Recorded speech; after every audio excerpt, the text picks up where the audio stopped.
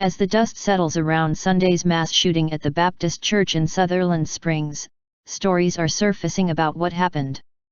The latest report says a man witnessed the end of the shooting. He and a neighbor then gave chase, following the man they believe to have been the shooter.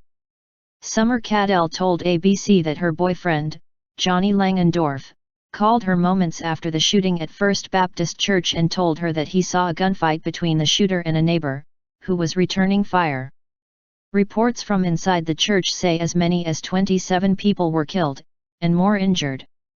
Yet the casualty numbers might be even higher without the intervention of the neighbor. The two men who returned fire may have broken up the shooting and driven the suspect off.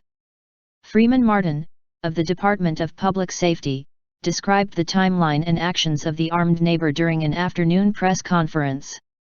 At approximately 11:20 this morning, a suspect was seen at a Valero gas station in Sutherland Springs, Texas, Martin said. He was dressed in all black. That suspect crossed the street to the church, exited his vehicle and began firing at the church. That suspect then moved to the right side of the church and then continued to fire, he continued. That suspect entered the church and continued to fire. As he exited the church, a local resident grabbed his rifle and engaged that suspect. The suspect dropped his rifle, which was a Ruger AR assault-type rifle, and fled from the church. Our local citizen pursued the suspect at that time, Freeman went on. A short time later, as law enforcement responded, that suspect right at the Wilson/Guadalupe County line crashed out and was found deceased in his vehicle.